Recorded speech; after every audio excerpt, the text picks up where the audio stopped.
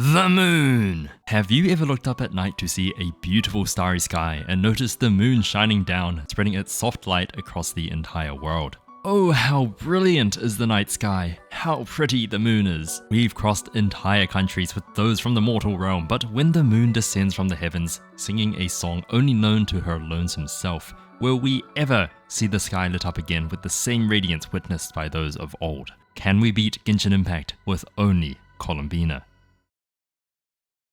If you're new here, there are some rules for this challenge, and even if you do already know them, let me just quickly reiterate them. I can only use Columbina. All weapons and banners are allowed, no food in combat, no co-op, and no bug abusing. Now this is the very first time I'm taking the challenge run all the way to Pre-Nod-Krai, so make sure you do stick around towards the end because we are going to be seeing some new stuff this run. I was actually debating whether or not to do it because there is a lot of trial team fights where we can't use Columbina, but I just really wanted to play Finch War, so you all get extra content this time. But with that being said, let's go ahead and get right into it. We first start off by pulling Columbina. She's looking a bit short here. Did you not get enough Kuvaki today or something? Now unfortunately we didn't manage to get an Eye of Perception, even though we got like literally every other catalyst in the pool, so I was so incredibly unlucky here. Just so you know, I have a C6 Sethos now, by the way. Columbina is a Hydro Catalyst user, so she does literally no damage to enemies like Hydro Abyss Mages and Hydro Slimes. She needs the Eye of Perception to complete this run. But that doesn't mean we can't progress. We are still able to complete a few Archon quests before we get stuck, so let's just get into it. Yeah, just kidding. I'm pretty sure Amber's skip is literally impossible for her. Getting up to the top of the pillar is fine, but she can't make this final jump because of her unique animations. You see, Columbina has a unique jump animation. Compared to other characters similar to her model, Columbina jumps further but also a lot slower.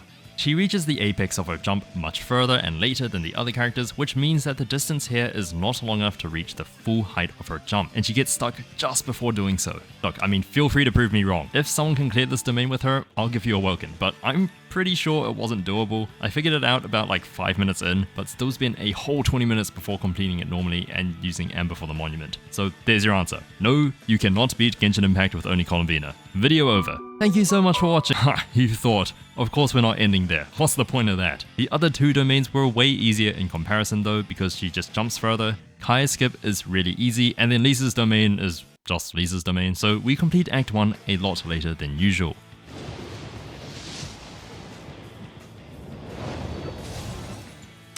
Why? Straight into Act 2, where we first face off against the Eye of the Storm. Now, even though Columbina is a ranged catalyst user, she can't hit enemies in the air easily, but we're still doing a ton of damage on our skill, so the Eye somehow loses to someone with their eyes closed. Holy aura loss. We receive probably one of the worst goblins known to mankind, and then face off against Zamenhof. And even though he goes invisible, Columbina can still sense him with Kuvaki, so this fight was easy. The Ruin Guard is only strong against physical damage, but we do none of that, and the Pyromage's shield just gets obliterated. But that is Act 2 done as well.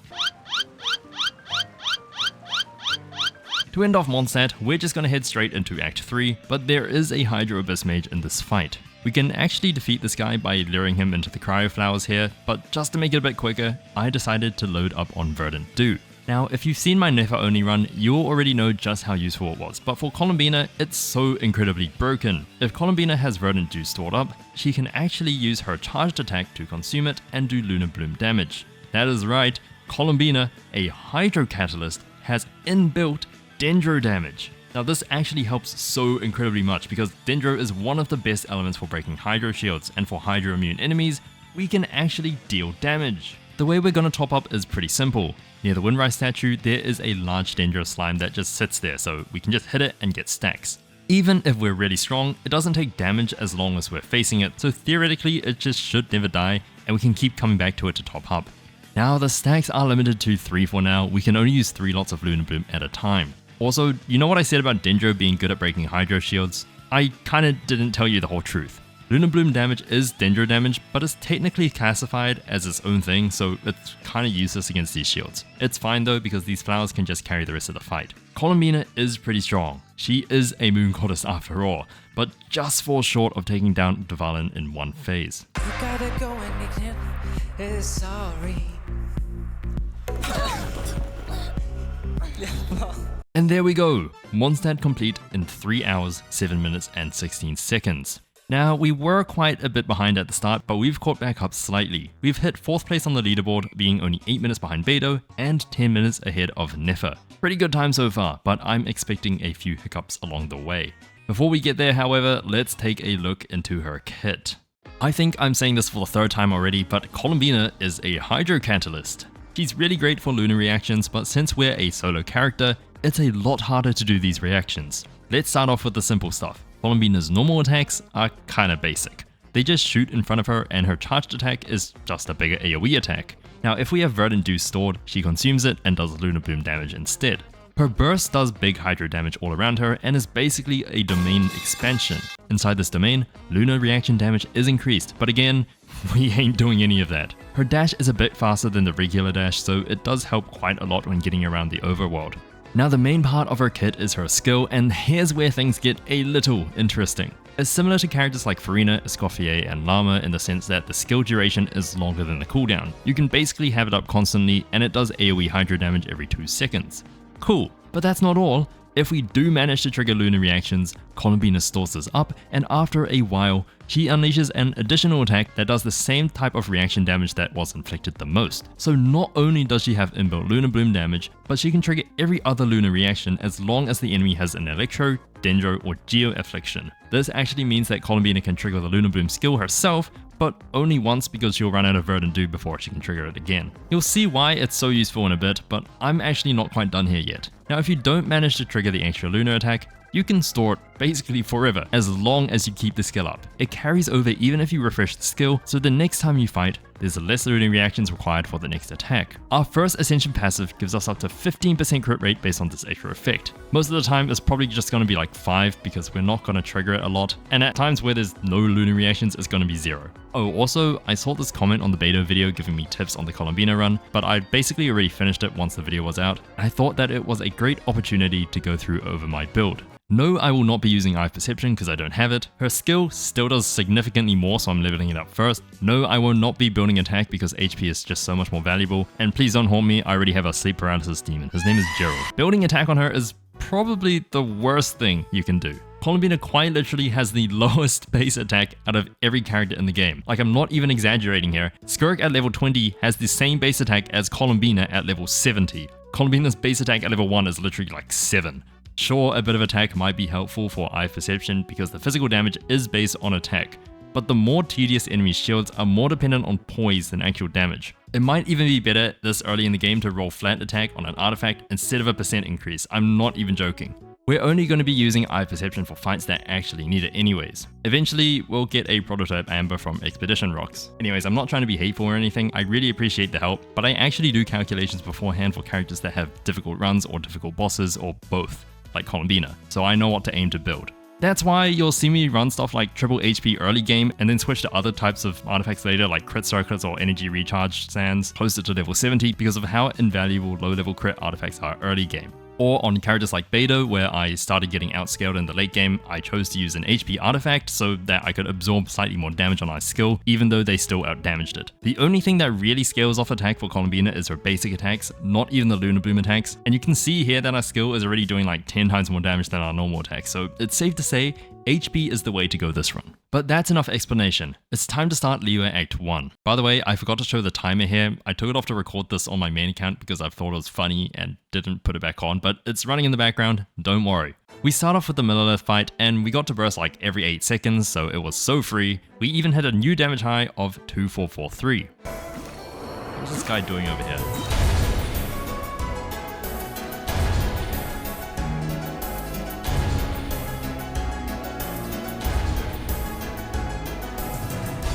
Columbina's jump actually works in Cloud Retainer's domain, and the Ruin Hunter went down just as fast as the Ruin Guard before. The one thing that we can't do here is the Amber for Mountain Shaper, as we're a Catalyst user, but Jean knows her very well. I actually had the same problem with Llama, but chat said it was fine to just break them with someone else, so yeah, I ain't spending another 10 minutes breaking a single piece of Amber. No thank you. He was all the way up the mountain anyway, so there was no way to proc Overload twice here. But that's basically it. Act 1 is now complete. But here's the progress log I was talking about earlier. Act 2 and 3 of Liyue have a bunch of Hydro Slimes that we just can't beat. Verdandu doesn't carry over into one-time domains, and we have a bunch of story quests unlocked, but same thing here. Lisa's quest has a lot of Hydro enemies, Razor's quest has Hydro Slimes, and Diluc's quest has a Hydro Mage, so we can't do any of those either. I even tried to do Razor's quest by freezing this Hydro Slime, but the small ones just wouldn't come close enough. We could run domains, but I want to save our resin for later when we really need them. So I decided that this was as far as we could go for now. Or so I thought. There's a couple things that we can do without the Eye of Perception, and one of them is Bina's boss. Now, I faced off against this boss before in a solo run, and it is not the most fun fight. It's the same one as Nefa's, and similar to the Nefa one, there are some prerequisites that we have to do beforehand. Give me that succulent Verdandu.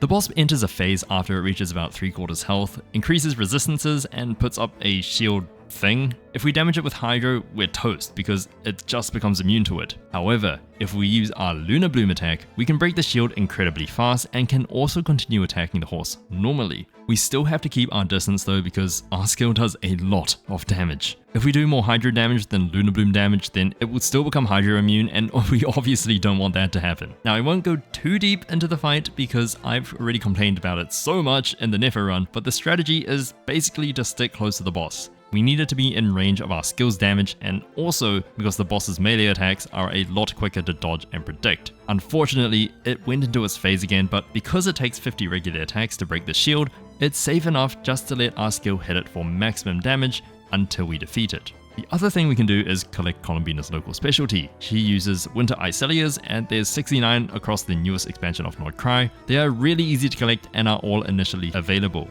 We only need 2 rounds of collection as level 80 requires 105 of them, so it's very chill. Get it? You know, because like they're cold and chilly and chill. Okay, yeah, no, okay, no, alright. How about a nice big cup of shut the fuck up? We also went back to Razor's quest to have a look, and apparently there was only one big slime left, even though last time I left there were like 2 small ones, but okay, sure. Since we ascended, we have a lot of HP, so we just Lunar Bloomed it up and could actually continue with this quest, so cue cheering sound effect.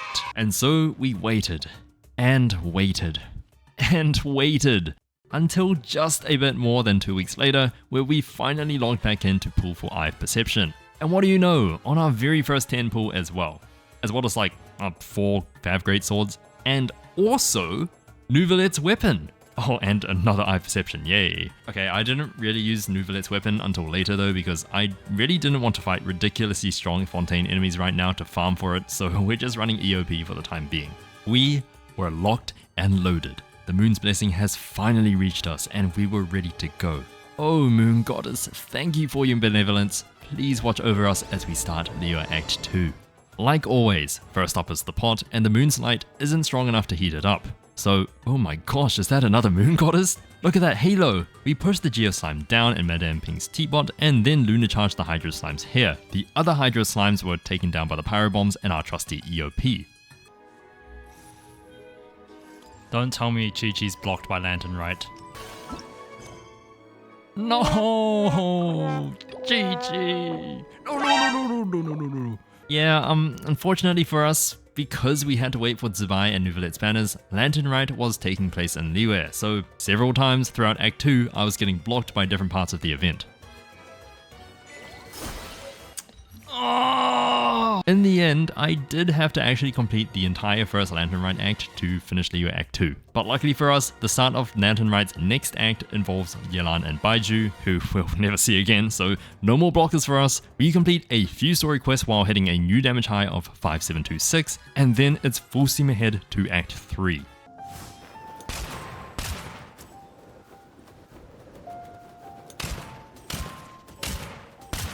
If you're f***ing useless. We first Lunar Boom the slime up and then somehow peek at the sigils while being right next to the Fatui. Like, come on, this guy is more blind than us right now.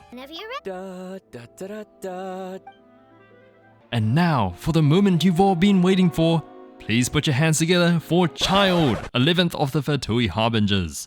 It's a Fatui matchup, number 3 versus 11. The numbers alone already tell you who's the stronger of the two, but it's not like Child can't put up a fight. He's actually resistant to Hydro in his first and third phases, so it's not an instant victory, but I still wouldn't say it was that close. We honestly just danced around him to mock him with our singing. Hello? Why are your eyes open? And with Columbina staring down her old co-workers, We finished Liyue in 9 hours, 15 minutes, and 6 seconds, which is still 4th place. Even though we got blocked by stuff such as the eye perception and also lantern right, I'm quite surprised we managed to keep up.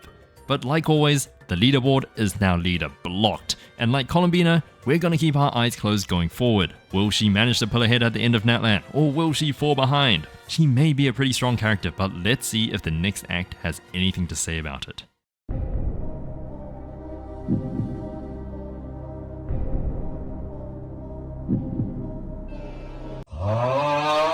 Now if you thought that was bad, guess what? There's not 1, but 2 more Hydro Mages that we have to deal with. Now honestly, okay, they're not that bad, it just takes very long. The one thing that is very annoying is the homing bubble that they shoot, because if you pop it while it's too close to you, it somehow does a crazy amount of damage for no reason. Like, why is it hitting 3 times here? It just doesn't make sense. Luckily for us, the rest of the mages are either cryo or pyro, so we can just easily break through them. But this real challenge was this absolute menace. Our Lunar Bloom does like nothing to the shield. How useless is this? And then look at the eye perception damage. Did the bar move? Hello? Did you notice any change, Columbina? No, I sure didn't. Do you know how long this fight took? 18.5 minutes. With no healing, no buffs, just pure struggle. Okay, to be completely fair, I think the Hydro Herald is probably the easiest herald out of the 4 by far, and we had a nice open battlefield, so the fight itself was pretty straightforward. It's not doing a lot of damage yet, and we managed to dodge most of its moves. So after completing this lengthy endurance battle, we complete the Dane quest, and now it's time to farm up to AR 30. There is a few things that we can farm right now, and one of them is her talent domain. It just has a bunch of Fatui soldiers, so there's nothing too special. They're higher level than us right now, but we're still doing a decent amount of damage to them. I mean, their levels are still green, so it's not like the game thinks they're a threat to us or anything. But after a couple domains, we hit AR 30, even though it's not showing the cool adventure rank increase pop-up. I don't know why. And that means it's on to Inazuma. Hold on, there's one more fight in the prologue quest that I just quickly want to talk about. There are a bunch of slimes here, including a Hydro Slime, so we just play it strategically and use our Lunar Charge skill to defeat it before taking down the rest of them. Now it is time for Inazuma, and we first start off with the Transport Balloon. I wanted to quickly get this Electroculus in the middle of it, but apparently it's outside the range of the scenario, so I had to restart the entire thing. Anyways, there's nothing too special about the battle here. Usually we can react with the water everywhere somehow, but we're also a Hydro character this time, so it's just regular combat. We can still blow up this dude's sword though. I purposely waited to turn off this empowering thingy until the enemies had Electro applied to them, but we killed most of them too fast. However, thanks to it, we did hit a new high of 6.764, and that's Act 1 done. Before Act 2 starts, I went to go cook a pizza for Ayaka, but I accidentally cooked Jean's specialty dish, so we had to go back to Mondstadt to get more ingredients. There is much to verify about you. Hey, Madame Shogun, I don't think this is how you verify someone. Have you heard about, Microsoft Authenticator? Although we're a ranged character, our range isn't actually that big. We can't attack far enough to hit the archery dummies.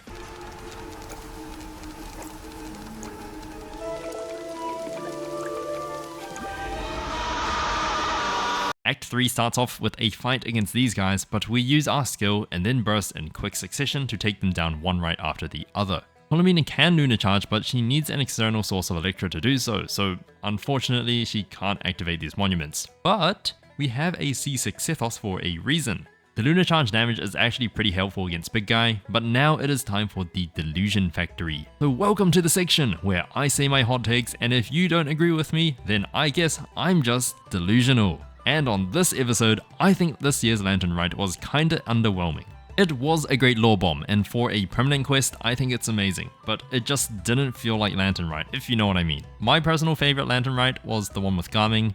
That one really got me emotional. But this time, it just didn't really feel like a celebration and more like a regular story quest. Now it did have its own crack-up moments, right? Like Zijie controlling Garming and Mountain Shaper. Please make Mount Minsang a thing. But overall, it just kind of felt meh. Like, it was nice to see everyone and everything, but they just felt more like cameos than anything. It didn't really it just didn't feel special like all the other years that came before. But it just could be me. Let me know what you all think. I'm not sure what the general consensus is. But anyways, I'll keep this section short because right now I'm writing the script and I can already tell you that this is going to be a pretty long video. So let's just go ahead and face off against another one of our colleagues. Usually, Signora is one of the hardest boss fights, but I was quite confident in our ability this time around. I didn't even heal beforehand or after the first phase, so the fight went quite well. We basically dodged everything and only took damage from the terrain and got her really low before she started playing that one game from Astro. By the way, Columbina can't target these thingamabobs here unless we're standing right next to it, so clearing the heat gauge was just a bit rough. But we managed to burst her down in the end with just enough health left to survive. Phew, that was a good fight. Thank you, Signora. I hope we can do this again one day. That was amazing. Like, I really respect you as a Yo, what the ma'am, you just fried my co-worker. She didn't even commit any crime. Okay, you need to leave. Thanks to the buff from the people of Inazuma, we hit a buffed high of 11,499. But I really wanted to crit and deal more, so I have a 20% crit rate. Surely it should hit at least once.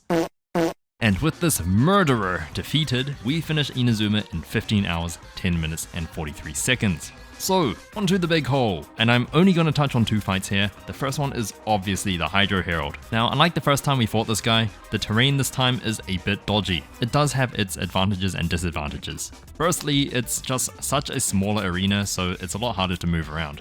There are walls in some places that screw up the camera, and the terrain is very uneven. But this can sometimes be in our favor because all of the hero's projectiles are always going to be at the same height as itself. I was low-key losing it after a while and was repeating like everything it was saying. The world will fall, surging tide. The world will fall, surging tide. The end will come. Okay, I'm gonna stop because my throat's getting weird.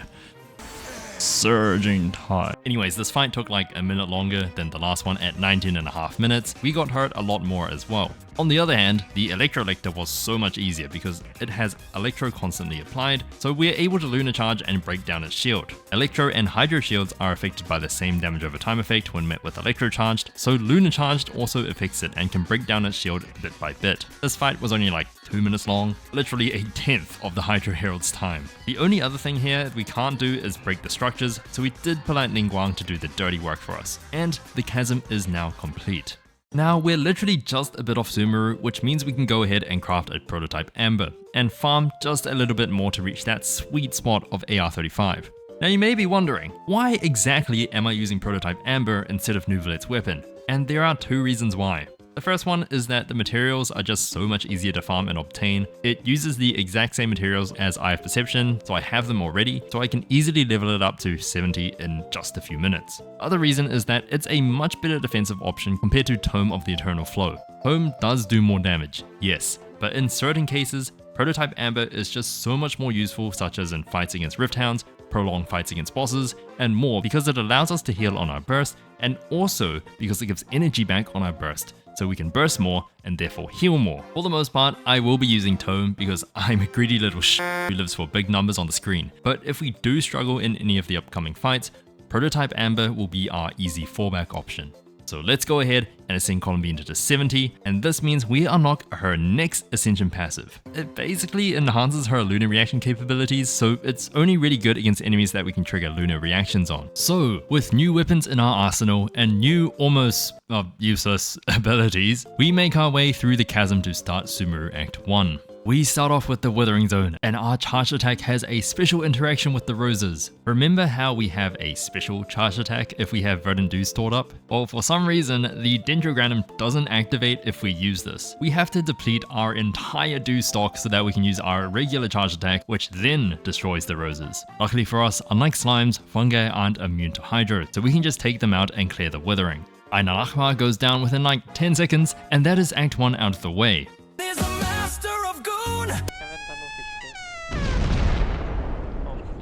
Okay, what the What'd you try to cook, bro? They changed it. They changed it.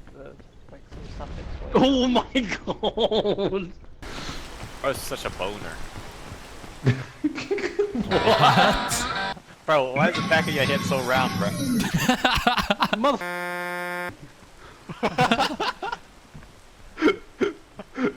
Bro didn't get enough tummy time as a kid. Ah, tornado! Ah! Ah! Ah! Help! Yoink! Aye! Act 3 makes us fight our first Rift Hounds. These guys will become a problem later because the corrosion debuff that they give us does max HP % damage over time, so building health isn't as beneficial. We've still got quite a bit of health, so their regular attacks just, I guess, tickle us for now, but there's only 4 small Rift Hounds here, so the fight itself was okay. I'm very sorry for the slight lag. I don't know why, but Genshin has been lagging recently. I'm not sure if my graphics card is starting to die or if Genshin had some new settings applied to it or something. I don't know. It's only Genshin that's lagging. Every other game that I have is fine. Act 4 has the Elazar Hospital, so we go to stock up on Dude again and light the monuments with ease. The last thing here is the fungi, but these guys aren't anything special, so just like always, Act 4 is now complete, which means it's time for the big guns. No, like, literally. This is one of the rare times I take out the Geomancer and Electro Hammer first because we can easily break the Pyrogranus shields, but we're strong enough to just knock them all out beforehand anyways. Oh! What? What the f***? Why you jump so far, Columbina? Okay, there's like physically no way to fall off this arena, so we're safe here. Apparently, the mech is too far from Columbina for our skill to trigger, but once we stun him, it's a free fight. Also, what the hell, this is our 3rd colleague in 20 hours. No wonder why Columbina left the Fatui. These guys are problematic. Columbina can't break the turrets. It does still spawn the Lunar Charge Cloud, but it doesn't shoot out any lightning strikes for some strange reason. I guess we're not reacting. So you already know what we've got to do. Your new god awakens! All that's left is the Bird of Consciousness, and thanks to the Dendro Samatrel creating a Dendro area, we managed to trigger Lunar Bloom and even get some Moonridge Dew stacks, which we used to swiftly take down the big guy. Sumeru is complete in 22 hours, 48 minutes, and 5 seconds. Carrybear's domain has a few Hydro Slimes, so we have to switch back to Eye of Perception here. I actually kept it on for the entire Herald fight because I didn't know how much it would do to the shield compared to our regular skill, but as you can see here, it basically does nothing. I haven't mentioned it before, but our skill actually does a decent amount of damage to Cryo and Geo Shield, so I knew Eye of Perception wasn't really needed for this fight, but I just still wanted to test it out anyways. I'm sure that having extra health would have been a bit more comfortable, but still, the fight only took about 4-ish minutes. The next time we entered the domain, I defeated these Electro Slimes, and as soon as I walked up to the Hydro Slime, the gravity effect carried over and did a big burst of Lunar Charge damage to it, so we probably saved like a minute of combat there. But with Carrybear done, it was time to farm some materials for Tome, as well as talent materials to get them all up to 6. And then I actually decided to do something I'd never done before, and that was artifact domains. This one we're fighting here is Tenacity of the Monolith, because its 2-piece bonus gives us 20% health. It's a relatively easy domain because it only contains Pyro Slimes and Helitrolls, and the current artifacts that we have aren't the greatest. So after optimizing our artifacts a bit more, 2-piece Heart of Depth, 2-piece Tenacity, ER HP crit rate, we make our way over to the Ascension domain to get boosted up to AR 40, level up to 80, take a look at our final change in stats, and begin Fontaine. Since we're Hydro, we can just use our regular attacks to make the Romaritime flowers bloom. Act 2 has the mix, and we hit a new damage high here of 14,427. The fight itself wasn't all too bad. Unlike the previous run on Beidou, we're actually leveled up enough to keep up with the enemies. Okay. Come on. Yes! So let's skip ahead to Act 5, where we meet the Torture Chamber, where I had a poorly timed burst which kinda cut down my HP to like a quarter, but at least I managed to take down the Animucho before respawning. The other 2 went down on the next run, and yeah, that's kinda it. Usually I'd make a big deal out of this room, but we just have so much health, I wasn't even playing it strategically. I took so much damage and just didn't care. So it's whale time. And again, this fight is not even a fight. We just break its initial eye and then 4 more, and then Fontaine is complete. Yeah, that's it. This paragraph contains all of Fontaine and it's like 200 words long. I can literally send the entire paragraph to the Genshin feedback agent. I'm not gonna lie, this is probably the shortest Fontaine section out of all the runs, but like there's nothing to talk about here. I even note down timestamps of important or funny parts during the run. There's a lot this time, but I only had 2 between AR 40 and finishing Fontaine this time, and like one of them is literally the Eye Perception pool. So let's just move on to Bedtime Story. The triple mage fight is chill. We can break all 3 shields even if the cryo ones just take a bit longer to deal with. And just before we start the fight with the Cryo Herald, we changed our weapon to Prototype Amber so we get more energy regeneration. Like I said previously, we gain energy back when we burst with Prototype Amber. More energy means more bursts, and more bursts means more damage to the Cryo Herald's shield. This fight time was like 6 minutes long, which was fair enough because it's higher level than the previous one, but it was honestly a very chill fight as we had so much sustain. There's only one name, Androne. What? Marionette? What? Polonia. Okay, good enough. Act 1 gives us the invasion at the People of the Springs, and there is one thing I realized here. The order of application is essential for our Verdant Dew stacks. Enemies like the Dendro Slime have Dendro already applied to them, so when we attack them with Hydro, we create a Bloom Core due to the Lunar Bloom reaction. We are the ones triggering the reaction, and therefore we get Verdant Dew generation. However, in this fight, we apply to these Rift Hounds first, and then the NPC throws their Dendro Sword to create Bloom Cores. But since the NPC is the one that triggered the reaction, you can see here that the text says Bloom, not Lunar Bloom. And we don't get any Verdant Dew generation. Even though we were involved in the application of Hydro, it's technically not recognized as our reaction because we're not the ones that triggered it.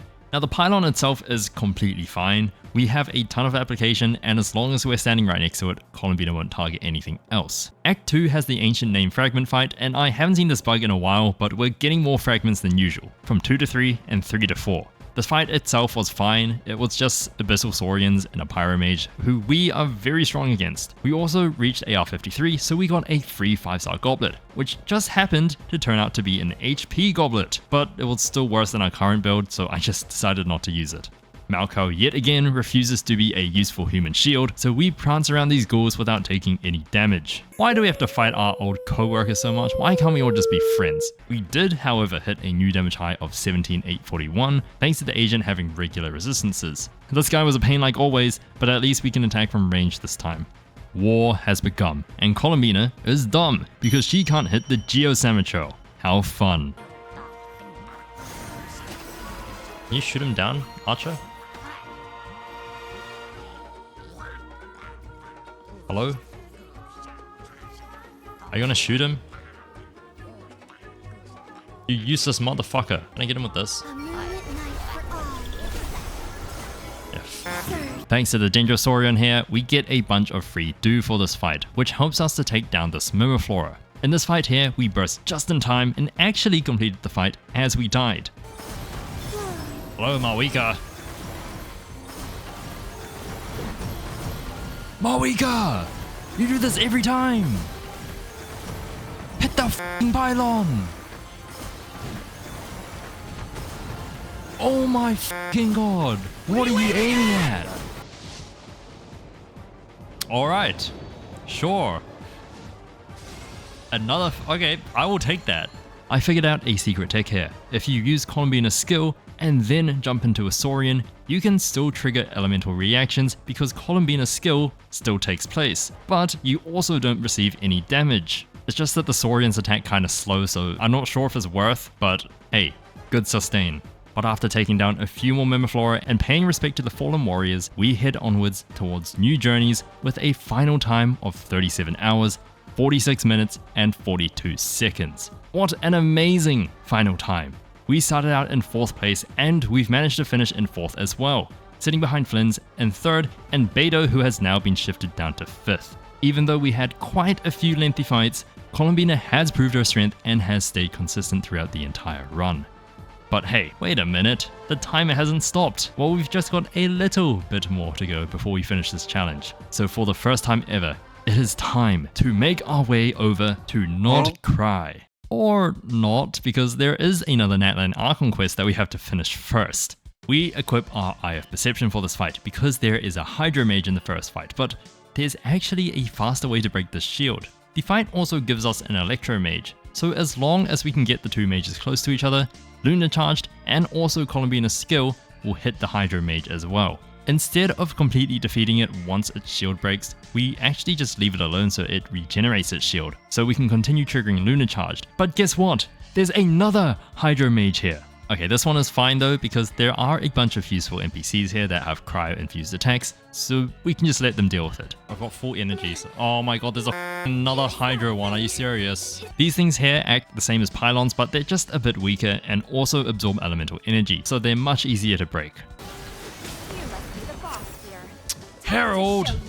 Yeah, we kinda got out hydroed, but just like the other war fights, we can just come back to where we left off with this fight. Honestly, there's only so much we can do here. I just let the NPCs do the work. Oh my moon goddess, thank you so much for not giving me hydro mages. I love you, Genshin Impact. I really do. Thank you so much. Okay, well, this isn't so bad. I can deal with you. You still got me on your side. 1 Hydro Mage, 1 Electro Mage, 1 Cryo Mage, 1 Cryo Lector, 1 Hydro Lector. What the actual f***? Also, 2 Rift Hounds if you stand anywhere close to the end of these stairs because they have the largest detection range ever.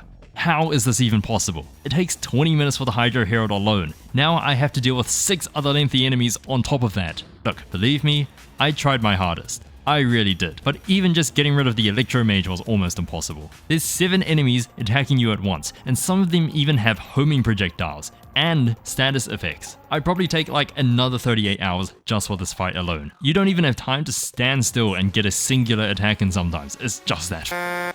Dane, just do your thing. Just beat them up for me, please. I can't be arsed. Okay, real talk, I'm treating Dane here as a summon or a tool, similar to the enhanced Akasha Terminal or like Nuvlet in the whale fight. He's not playable, so I think it's okay to use him for this one fight in particular. Actually, also the Baptist, because we can't break the one shield that we can possibly break. This quest. Finally, for the first time ever, it's time to make our way. Yeah, this is the Nod-Krai prelude, but it still takes place in Natlan, so oh well. Here we go. There's a bunch of fights against the exact same group of enemies here. The secret source automatons aren't that bad considering what we just went through, but they're still a bit tanky, so it's a bit of a long fight. I actually get another chance to use the Broken Saurian technique here, but this time we're a Tatankasaur, so we're able to trigger Lunar Charged. There's also a fight here against a rock, but we had a friendly automaton help us out. And the final fight is against Ixraklapuj and I only have one thing to say here. Why the f is there water all over the arena? Was there a leak in the ceiling over the past 5 minutes? What? Like, look how horrible the terrain is. Even if we dodge everything perfectly, we still get hit by the electrocharged water. Why does this exist? I get they're trying to showcase an effort, but what? Kahoo, come get your malfunctioning AI buddy. This guy is banned from using ChatGPT. We even died here, but somehow the boss doesn't reset. Which is amazing because we died yet again. But the boss also killed itself on the electrocharged water, which instantly revived us. So, yay? Mission accomplished? So now, finally, for the first time ever, it's time to complete Paralogism. But that's not the end of it, because Paralogism also has 2 prerequisite quests, Albedo Story Quest and Inversion of Genesis.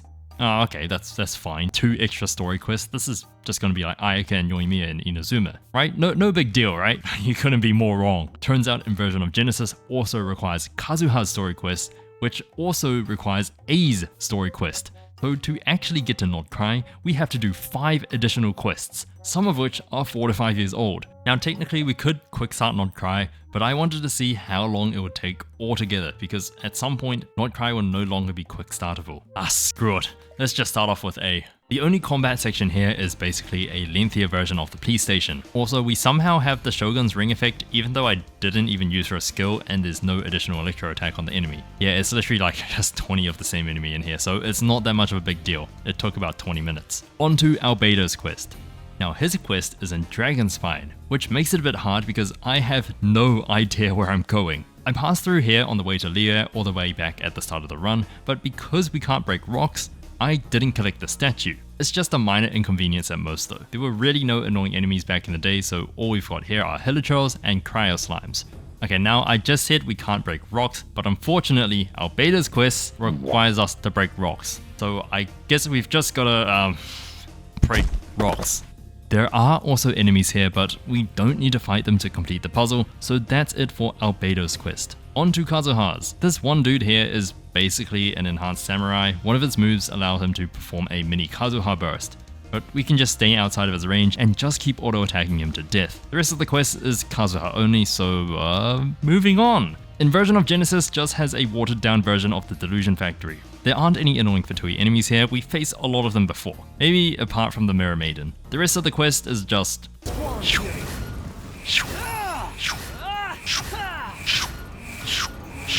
Insignificant. Last one on the list now. There aren't any overworld fights where we can use Columbina, but instead we get given Barbara, who is one tick of her skill, and then the worst combat combo of all time. But there is one big fight where we are able to use Columbina. The first phase is easy because Albedo supports us and gives us big geo damage, which can also be used to Lunar Crystallize. The king puts up his Electro Shield here, but we can just Lunar Charge it down. The queen also goes down pretty quick, but the second phase is where it gets rough. And by rough, I mean literally impossible because we can't trigger the freeze condition, so we get one hit KO'd. Just for this fight, I had to bring in some extra cryo members to help freeze it up, but I didn't know how much I needed. So I just filled my entire party with whatever I had. The king got turned into Chongyun's popsicle, and the queen couldn't stand the cold, so we took them both down and completed paralogism. Oh my goodness, that was a lot to get through. Can I finally say it without being interrupted this time? For the first time ever! Now the thing with Nod-Krai is that there are a lot of fights where we're given a full team of trial party members. It happened quite a lot in Natlan, but Nod-Krai takes gold this time. I'm only going to talk about the parts where we can actually use Columbina and not the other parts, so I'll save that for my other two Genshin series. Welcome home, Columbina. Why don't we greet you with a bunch of your old workmates? These Fatui members are a bit different to the other ones we faced. They're a lot less annoying and also go down a lot quicker. The Moon Marrow and Fatui Infiltration sections are unfortunately trial teams, but the Wild Hunt section does let us use Columbina. These enemies are really annoying because they have a double health bar. Realistically, it's like at least 3 health bars worth because it regenerates as regular health if we can't kill it in time. There's 2 waves of these regular enemies, and then this monstrosity shows up. It just has so much health, it's unreal. Look at how much grey bar damage we've got. We have to probably kill this guy like 5 times over just for it to finally kick the bucket. Now we do fall in combat because we were already kinda low at first, but Columbina can revive herself. That's right, we finally get to put her exploration talent to use. While we're in Nod-Krai, Columbina is able to revive characters every 100 seconds. We get a second chance at combat here, but I actually didn't know this at first. I thought you just couldn't die in the section, so I killed myself to test it out and was surprised to see that I didn't revive this time. But after beating up the Abomination, we can seal the Wild Hunt and then just take down one more set of enemies, which means Nod-Krai Act 1 was now complete. Act 2 begins and we receive the Moon's Blessing, which means while we're in Nod-Krai, we have the Ascendant Gleam state, even though we only have one Nod-Krai character in the party. Now this doesn't work in one-time domains or other places that technically are in Nod-Krai but not in the overworld. Some characters have a pretty decent buff under Ascendant Gleam, usually the DPSs, so I wonder how this would make Columbina any stronger. Yeah, it just increases the range of her skill. That's it. But it actually does provide some extra bonuses. While we're facing off against the Wild Hunt, our skill is enhanced by Ascendant Gleam, which means we can immediately do great damage to them and reduce their maximum instead of having to deal with both health bars. The moon has waned. Oops. Act 3 has us enter the Crimson Moon domain, and we can actually just ignore almost every enemy here. We need to activate these devices by interacting with them, but we can't while we're in combat, so there's a couple small fries that we gotta deal with first. The fetters are the only other thing here, and for some reason, Columbina is just unable to target them. If we just stand close enough though, our skill automatically goes off and just breaks them in about 3 hits. There's 3 more surrounding the Moon Marrow, but we don't even have to fight any of the other enemies here. They disappear as soon as we break the fetters. In Act 4, Rere's memory section makes us run around as never, but there is one singular combat section containing waves of Rift Hounds. The first wave has 2 small ones and 1 big one, so we get rid of the little fuckers at first and then take down the big dog. But then we're met with another 3 big hounds. At this point, I was already fighting for my life at about 10k HP, so I played it as safe as I could while targeting one at a time. Remember, we're in a domain here, so we can't revive off our talent. I did get hit a few times, but we managed to finish the fight on just under 4k health remaining. Oh, you've got to be kidding me. I was stressing for my life here. We already got sent to one-shot territory at the very start, but I played out of my mind and dodged literally every other attack that came our way, while making use of our increased skill range. I should also note that we can't get the Moon's Blessing in domains, it also only works in the overworld, but we do have a Trial Nefer in our team, which increases Moon Sign by 1, giving us the Ascendant Gleam state anyways. But that's it for Act 4, Rira's fight only gives us Trial members. So, on to Act 5, where we walk around as a ghost. That's it. Act 6 starts off with Nicole's domain, and there's a bunch of Kuvaki puzzles here. Most of it is pretty straightforward until we get to this fight here. I didn't realize that there were Hydro immune enemies in this act, and I was already in combat, so I couldn't equip our trusty EOP. But there is an easy solution to this. There is a small window here where the enemies reset themselves and don't recognize me as a threat, so I use this opportunity to change out of our weapon. We did get a bit lucky and got some good EOP bounces in, so the fight wasn't all too bad. But at some point the slime here got stuck and it just took ages to squash it. The next wave had specters, and this is the first time we're seeing them, but it's also the last time we're seeing them. Goodbye, you one-eyed freaks. Venge ball! Venge ball! Venge ball! Venge ball! Venge ball! Venge ball! Venge ball! Venge ball! Venge ball! Get 2000. Yes! Is this doomed Yuri? Dottore. All my homies hate Dottore. Act 7 begins with Dottore's research lab, and we have trial members here, so I'm gonna skip ahead to the Moon Portal realm where we use our charged attacks to activate the flow of memories. And Act 8 is the final act here where we get reborn, vaporize the living out of this horrible human being, and finally take a trip back to the moon where we admire the world of Teyvat from up above, giving us a final time of 53 hours, 37 minutes, and 11 seconds. Host Natlan took forever to complete. Like, the time difference between the two endpoints is 15 hours, 50 minutes, and 29 seconds.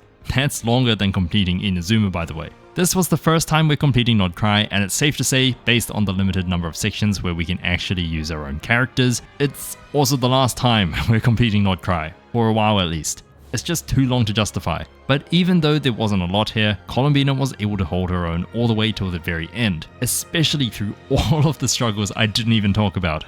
So let's go ahead and give her a score so we can evaluate just how good she was in this run. Starting off with combat, I think Columbina deserves a 4. Overall, she's pretty strong and consistent. Her normal attacks are a bit weak, but her skill attacks every 2 seconds for a decent amount of damage anyways. Her burst damage is also pretty strong, and she can do big attacks with different elements and reactions depending on the enemies. She even has inbuilt Lune Bloom damage.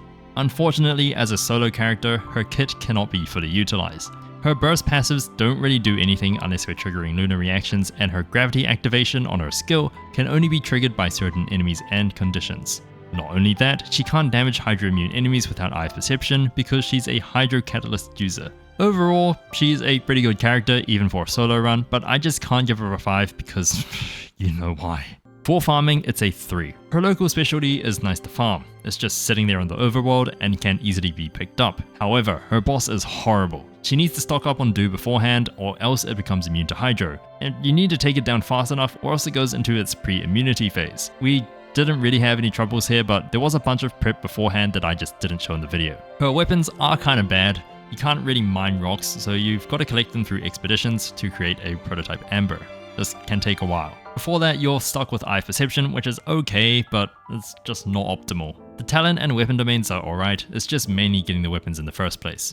Exploration is a 3 here. She doesn't have any special movement skills, but her dash is faster than most other characters. Her jump makes her lose a lot of momentum though. She has a revive as an exploration talent, so that helps a lot if you accidentally die to fall damage, but it only really takes place in Nod-Krai. She can't break rocks, which is a bit of a downside, but I think she has enough unique positives to have a 3 instead of some of the other characters with absolutely no exploration capabilities in the 2 range. And finally, enjoyment. After all that we've been through, I'm gonna give Columbina a 4. She was very fun to pilot, and her abilities were kinda simple, but still somewhat strategic. You have to stay in range enough so that her skill hits, and for fights that requires Eye of Perception, it was lengthy, but still very interesting and a bit more of a challenge. It's my very first Catalyst run where I actually have to use the Eye of Perception. There are a few moments where I felt like throwing my PC out the window, but for the most part, it was still very enjoyable. Columbina gets a total score of 14 out of 20, which is not bad. She's still sitting below the 15 mark, but compared to a bunch of the others being designed as on-fielders, I think it's a pretty fair grade. Now I'm not going to keep you here for too long because it's already a long ass video, I'm sorry. So all I'm going to say now is thank you all for watching. Make sure you like, subscribe, and hype up the video if you do want to see more. Farazan Only is out soon, so I'll see you all in the next video.